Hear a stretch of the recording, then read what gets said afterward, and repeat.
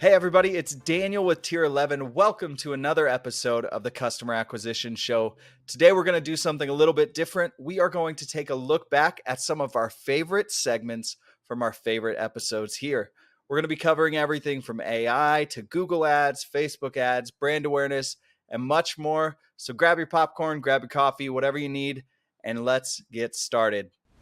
I think this is actually a good start to this topic, and I'm happy to go down this route quite a while. Yeah. Like even how you guys are using Google AI. But to answer your question, Ollie, yeah, I've got a lot of like prompts and save prompts. I'll even use them in like a text expander for something that I use on a repeatable basis. Yeah, me too.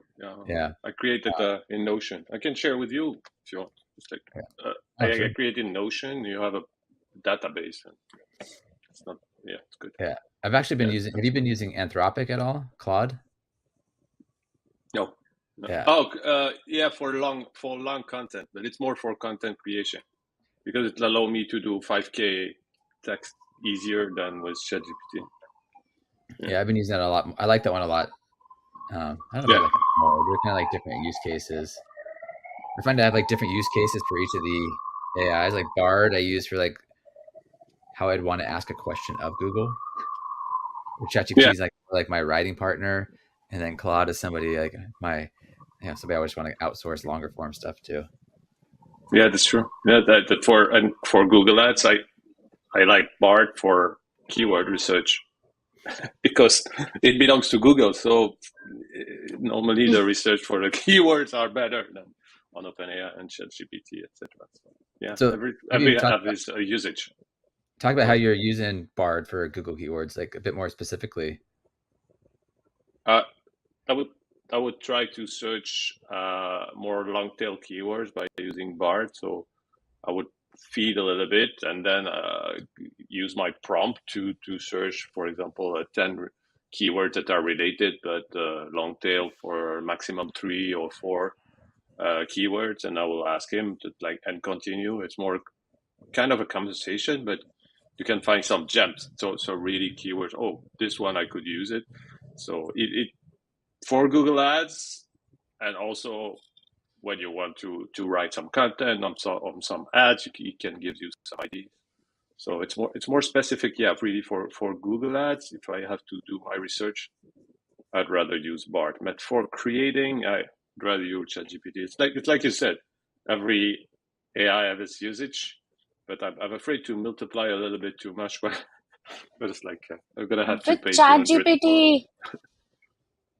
With ChatGPT, it's also about getting the right prompts. Like, for example, if I am, selling something and I have 5 kinds of avatar, now it's not about like which keyword you test. It's also the what intents do you test more with the keywords. Yeah, so. And that's where you can really ask ChatGPT that just imagine you're that buyer persona. What would you put in?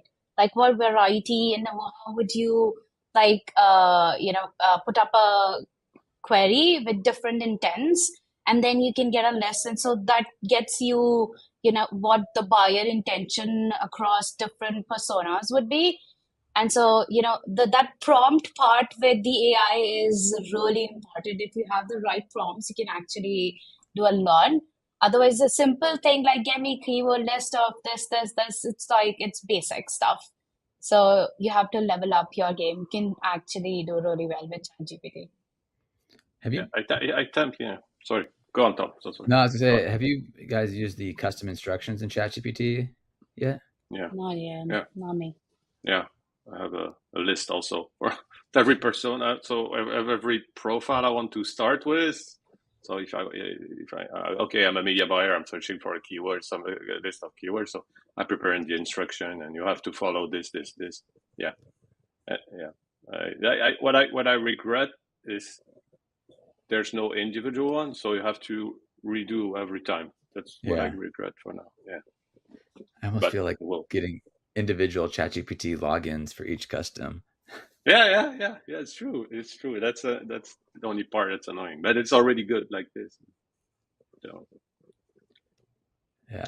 So Robson, you were talking a little bit earlier about how you were using ChatGPT for like not having to go back and forth with clients and other stuff. Can you talk a little bit more specific about kind of your workflow there and what you're using it for? So a lot of time what happens, especially if it's the campaign creative oriented a lot, like images and videos, we have different angles, hooks, and like, the targeting variations. Like this is the version 1, 2, 3, 4. We have it in our minds. What we have to do is we have to put it together in terms of like the creative brief and get back to the designer. They'll give us something and then we'll go to the client, try to show and try to get suggestions. But now it's like I don't need the designer there, like probably some little tweaks that AI fails to get me. But like I know what I really want to test. Like this is the avatar I want to go after. Then I'll just put it into my journey, get some variations. Like this is what I'm looking at, the feel of the creative. It's like, with that, and then quickly show it to the client. So that that time in between saves a lot. Like it's sometimes it's the iteration part of between, what you have in your mind, what client expects, and so that back and forth is something that's just the best thing I've found so far. Nice. Yeah. I recently used ChatGPT for coming up with some creative ideas. So if you start to see there's a new video, I think we're running ads for it, of Ralph using soccer as an analogy for full funnel marketing, or football for all the internationals. I asked that came from a list of ideas from ChatGPT. I was looking for. I asked it basically to come up with analogies for full funnel marketing, and it gave me a list. Most of them were not very good, but some of them like really kind of hit home, and like we could build upon that. And I think it's really, for me, is a really strong creative part. It's a good creative partner for me. Like, Yeah, Definitely. yeah, Because of the creative iterations, we through what really worked, and we put in more variations of things which have worked for us. In that also, the AI tools help us provide variations if we have right prompts. Like if this worked, why is it work? And this is the direction we want to create variations into. So you help us out in that. So it's like dream come true, I would say, because you don't have the idea of blockage, like, oh my God, what should be the next variation or the next test? You just flow. You learn from it and you quickly deliver things on the client end. I agreed. How about Chat GPT Code Interpreter? Are you guys using that for any sort of data analysis? yeah. I was I've not done tempted to do it with Excel sheet, but I haven't tried yet. It's so overwhelming nowadays. We are saving time, but every time I save time, I learn something else, and I'm like, oh, I have to watch that and then learn how to do that. So the code interpreter, I think I used it for one or two things, but I wanted to try, uploading an Excel sheet and then ask him to analyze specific column and things like that. Still have to do. It's on my to-do list. I know my Twitter feed is like full of like somewhat nerdy AI people and just the new stuff that's always coming out. Like, Yeah. I want to get my own llama. YouTube. Yeah. Every day Yeah, you wake up, there's a new exciting AI in the market, really. And then it's really hard. For me, it's really hard to keep up with all the tools that are coming in the market. So I just test the ones which are like really popular and can help me with my media buying. Otherwise, it's really distracting, honestly. Yeah. I know. And my problem is I like the ChatGPT for my work, but I like a side of my work, and then I like Midjourney, and then it's completely overwhelming. It's like, but it's a nice era. It's like, I don't know. It's an era for me. It's like gonna change everything. So For sure. we learn. I mean, even Midjourney now has their in painting tool where you can modify. That was always the biggest problem with Midjourney, is you had to like nail the prompt. Now you can always just kind of iterate on like the image it puts out. You can use ChatGPT to do the prompt for you also. I know. If you Yeah, with Code Interpreter, as an agency, we have to be somewhat careful about what we can and can't upload because our clients. Sure. Yeah. But I did we're doing some new ad testing for Tier 11 marketing, testing, really leaning into the idea that we've been talking a lot about of the different phases of awareness, consideration, and conversion. So what I did is I took all of the CSV files for the performance of our different social posts across Meta and YouTube, fed those into Code Interpreter, and asked it to predict which of these socials would be better at each stage of the customer journey. And it went through this whole list of like, awareness, you have to really be focused on like average view length, total impressions. So it picked the top videos or social posts based off of those criteria. Then it was like consideration. It's like, well, here we want to pick videos that have high engagement, comments, shares, and all that, and picked a set of videos for there. And then for conversion, it was basing it off of click-through rates, because there's not really a whole lot of conversion data on social media. So it was pretty interesting how it like used everything that it's built on to take a massive amount of information and give me 5 things that I would have spent tons of time just going through and making guesses on my own. Yeah, it would be good also for if you do a YouTube campaign, so you would know, okay, what I'm going to start with and mix with the audience, and you follow your funnel with it. It's also useful for that. I guess what kind of video you would want. On that only, I don't know if you remember the framework that we have, the Educate framework.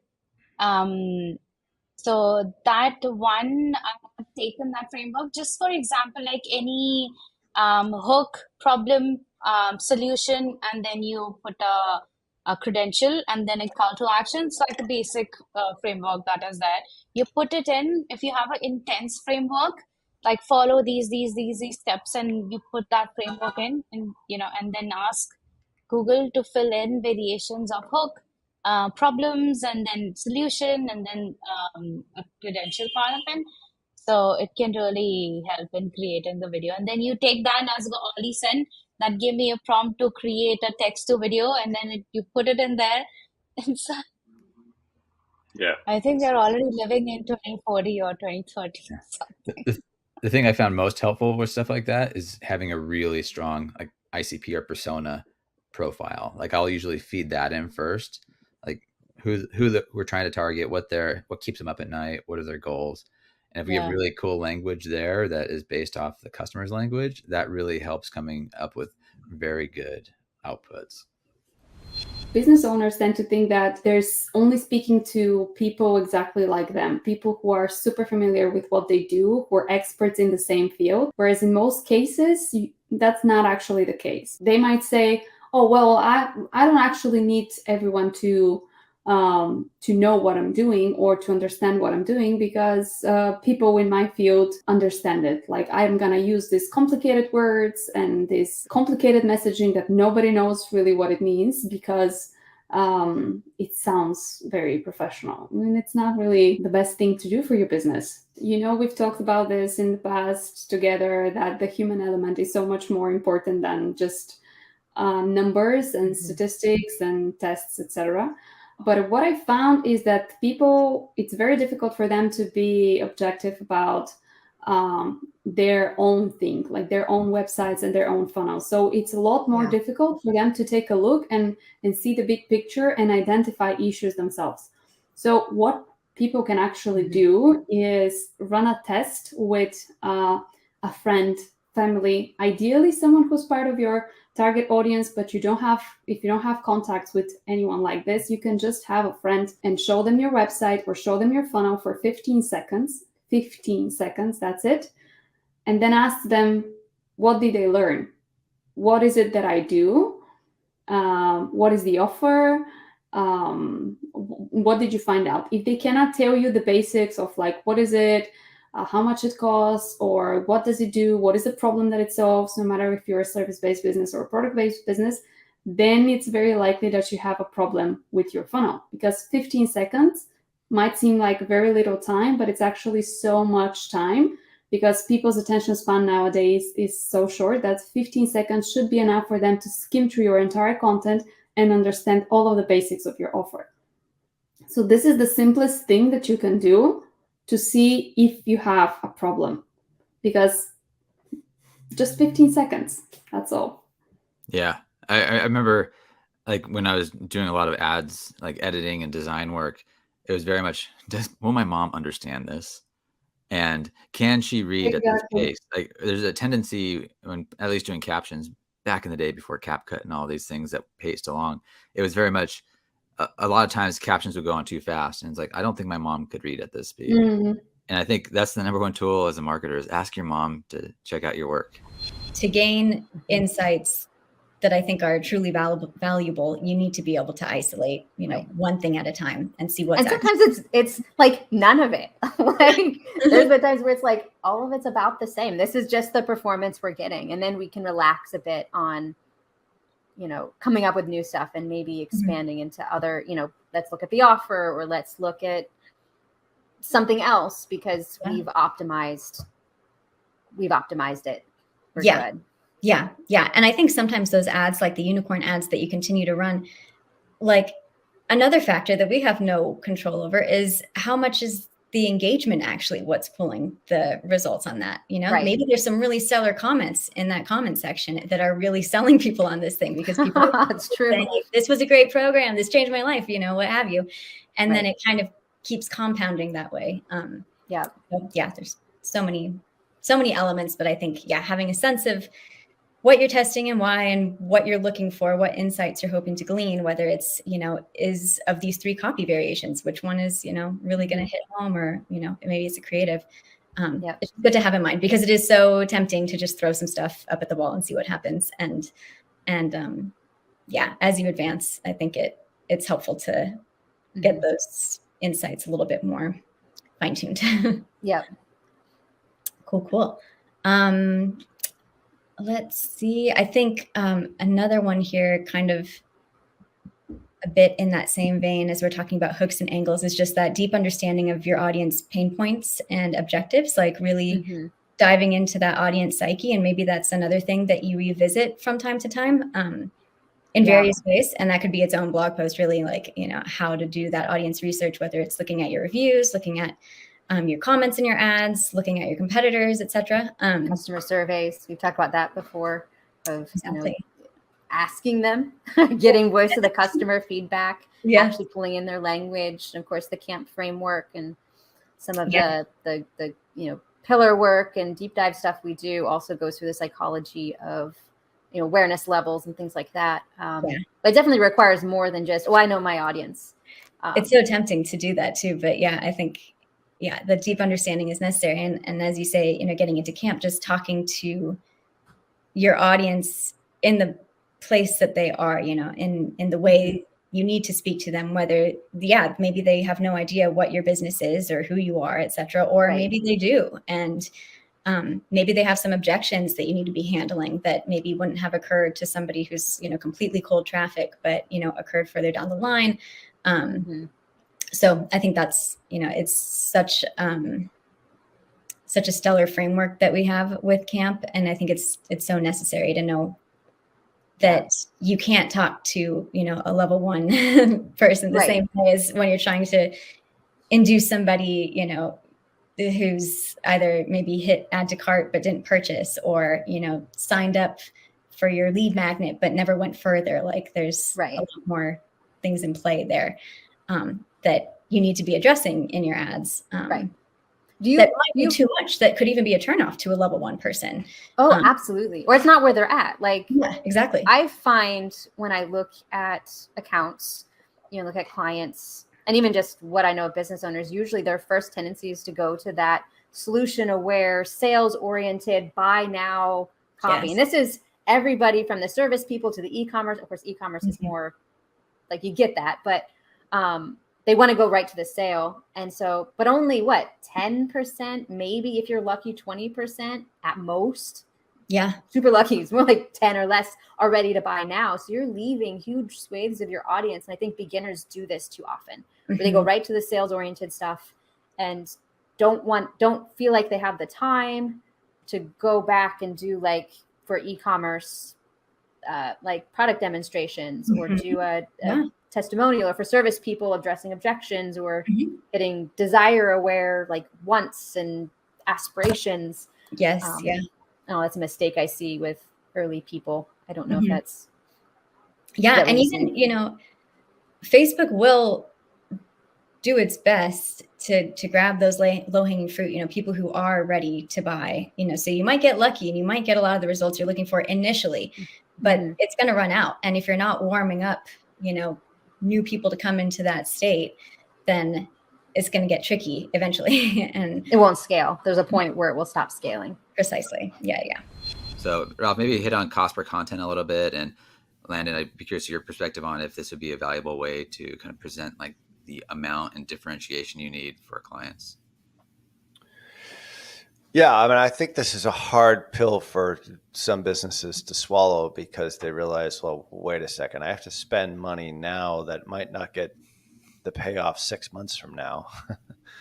So, and then with attribution being the way that it is right now on all the platforms, it's harder to measure. I don't really even know, like if I start producing videos like these guys say on the customer acquisition show, like what is that? I'm not going to see anything from that for a while. Like it's going to depend on what your customer life cycle is. But I do think that the new paradigm really is not necessarily CPA. It's cost per content. And the reason I'm saying that is that as long as you have tools in which to measure it, or at least to get close to measuring it, so that you understand which content at the very, very top end of the funnel, the ones that are not converting. This is like this show is an example of that. This is very meta, without saying meta like Mark Zuckerberg meta. Like this show is part of this whole concept. If you notice like how we're actually doing this, we are not pitching tier 11. Well, if you want to go buy tier 11 stuff and set an appointment and go to our call to action, and you're going to end up talking to me, by the way, because I'm the new sales guy this week. Great. But that's not the purpose of this show. The purpose of this show is to create content to create your audience. Your content then creates the audience at a very, very top level. Like people will value that content, or maybe it speaks to a pain point or to a desire, and they say, oh, I identify with that person. But this might be the first touch point that they get into, a show called the Customer Acquisition Show, which isn't even branded to our brand. Like this is almost the way that it needs to be done.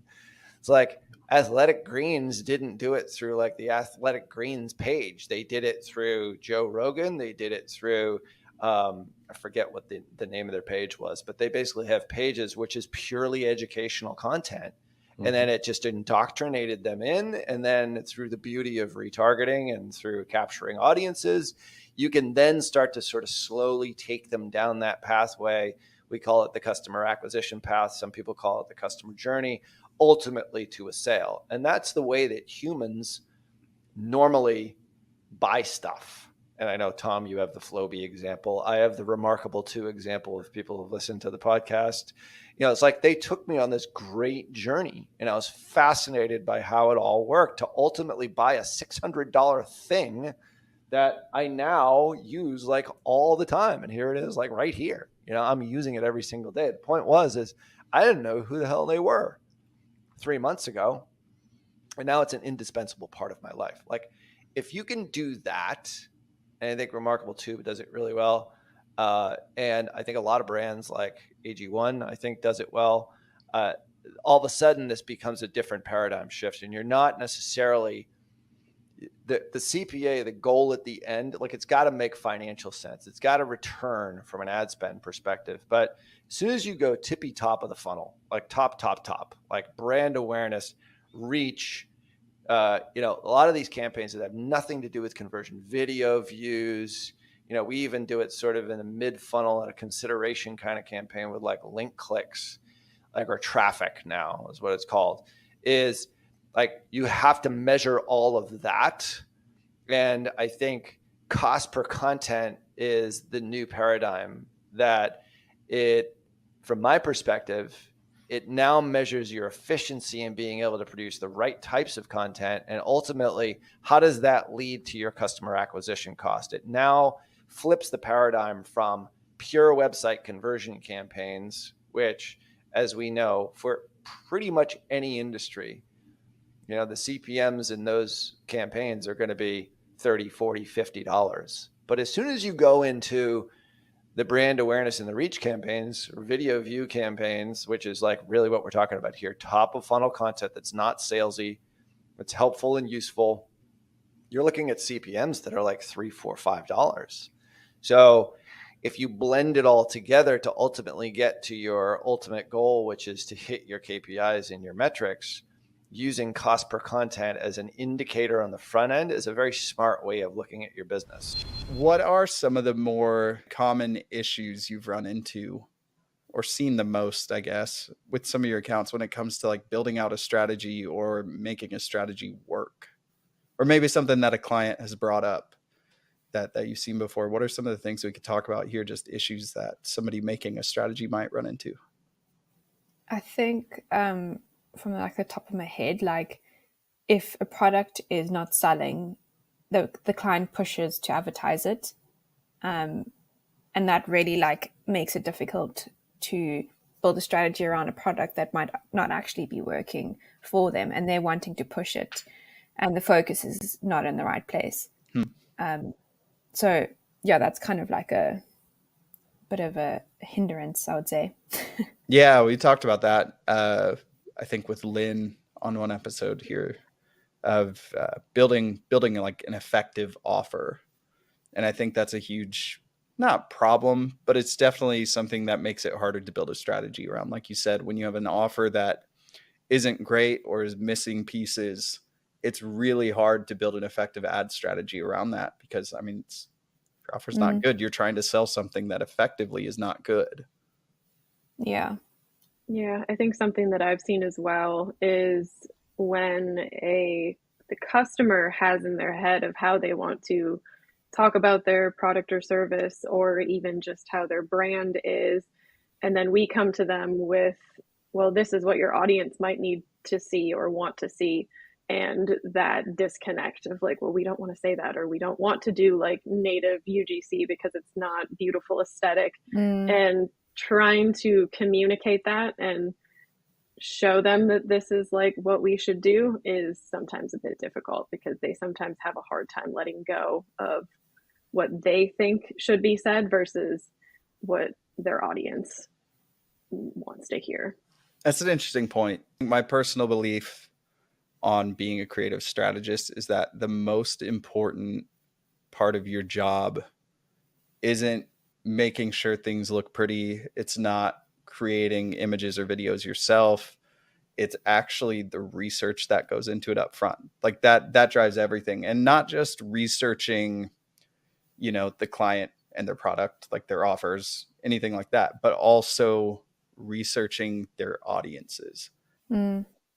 That's a great point you made. Like a client may not feel like their audience thinks a certain way or wants to see something presented, you know, a specific way, but their audience may be saying the exact opposite, and that like something that doesn't align with the client's thoughts might be aligning perfectly with the audience. What are some of the things that we really are finding lately within the brand awareness and building brand for some of our clients? Well, that's a big question. Yeah. Following on from the last week's show with Ralph and Landon, I think it's clear that we have this inflection point in online advertising where, look, brand advertising has always been important. It's always been important to find your audiences, or actually even create your audiences, finding those solution unaware people who don't even know you exist and making them aware of who you are. Because one way of defining a brand is the sum of awareness, how many people are aware you exist, and the associations, how they associate with you, or what they associate to your business. But with online advertising, ever since conversion tracking was invented, the ability to actually spend money on advertising and know how much money you're making back, for a long time that didn't exist. So we had this period where meta ads launched around 2000, I don't know the exact, I think it was 2012. Around then, there was no conversion tracking. Then conversion tracking was introduced. The corporate world didn't take meta advertising seriously for a long time, probably not until the later part of the 2010s. So we had this ridiculously cheap inventory. You had businesses born overnight, people creating, certain kinds of food processes or some little invention in the house, and then overnight, almost, they're advertising on Facebook and creating businesses. Those days, those golden days, unfortunately, we're in a new age now, where the inventory on the ad platforms, both Meta ads and Google, for conversions, is super, super saturated. And in order to grow, we're working with some clients who are at that point where they've scaled, just purely focusing on direct response conversions. But where do they go now? How do they reach an audience which they know is out there? But it's probably the way to reach those people is not through continually focusing on conversions. So that's what we're seeing with some clients. We have a client in they're an educational, they basically sell training and software for helping people become credit consultants. And super exciting account in Landon and Federico. I've worked on this account too, but Landon and Federico have worked really extensively on this account and helped them grow. But they're actually in this stage now where they're like, where do we go next? How do we reach more people? Yeah, I think there's like Nick said, it's an incredibly big topic. It's an incredibly controversial topic, especially with like diehard performance marketers, diehard direct response marketers, where, you want to be able to track and record everything. But we're coming to a day and age where media is just different. There is so many platforms out there. There is so much content vying for people's attention that the game has just changed. And you tack on the decreased ability to track with like the iOS 14 privacy updates, the upcoming iOS 17 updates. We're losing the ability to get this nice, clean data and track people. So this is where we have to start to adapt our approach to marketing.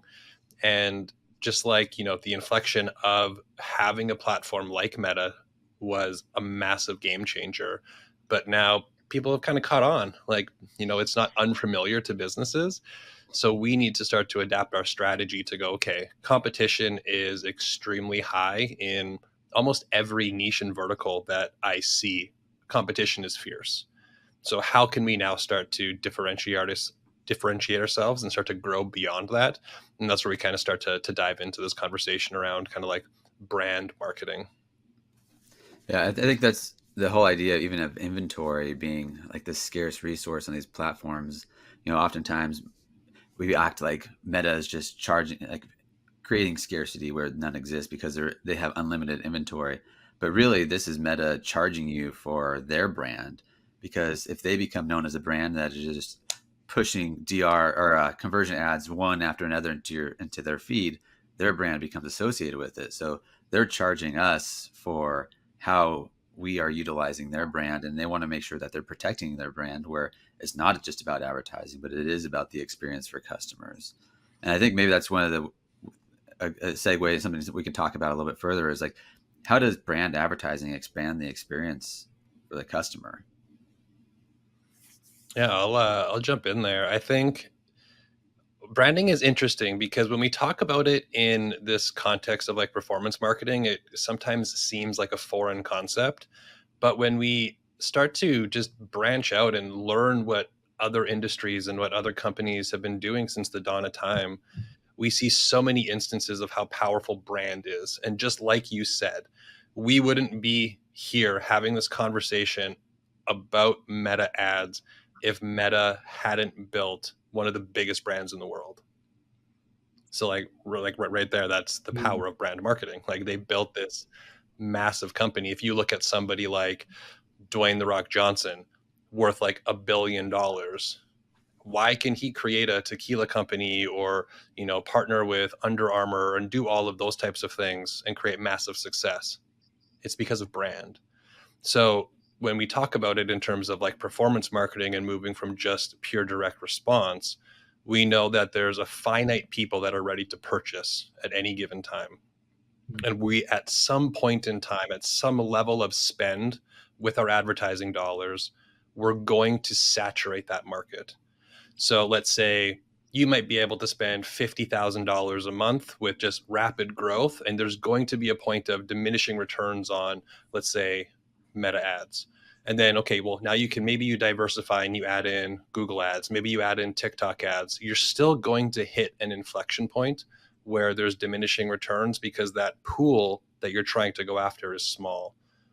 Brand expands that by going, we're going to expand that pool of people that are ready to purchase. We're going to go out into that broader market and start to capture people and bring them to the point of knowing who our brand is and wanting to purchase from us. So that's kind of where this conversation of how does it actually bring more people to purchase from us. If we think of like the traditional funnel concept of like bringing people to that point of making that purchase, we're just bringing more people into the top of that funnel. And that's kind of how I look at brand advertising in like a very oversimplistic way. Measurement doesn't go away. I think one of the scary things for businesses who are, okay, look, we want to grow our brand, we want to invest in brand advertising. There can almost be this concept of, well, okay, we're going to take this portion of our marketing budget, invest it in brand advertising, but there's no way of knowing if it's working. We're just going to invest this and pray and have faith, which is very fluffy for any business owner. So, looking at some of the measurement strategies, this is what shifts. So a lot of businesses in our, in the range of clients we work with who may have, annual revenue between 1 million on the lower end to anywhere up to like 100 million on the top end, this still is a significant investment. Now, investing in focus groups, things like this using traditional market research methods still may not be practical because of the cost involved. However, Meta now has tools for measuring the impact, the business impacts of brand advertising, conversion lift, brand lift, power lift studies, which will take sample sizes in the market and give you data on how much awareness has grown, how many people are actually aware. And there's different methods they use to do this. And you can do the same thing for consideration. So that takes an understanding of how awareness and consideration is going to impact your business.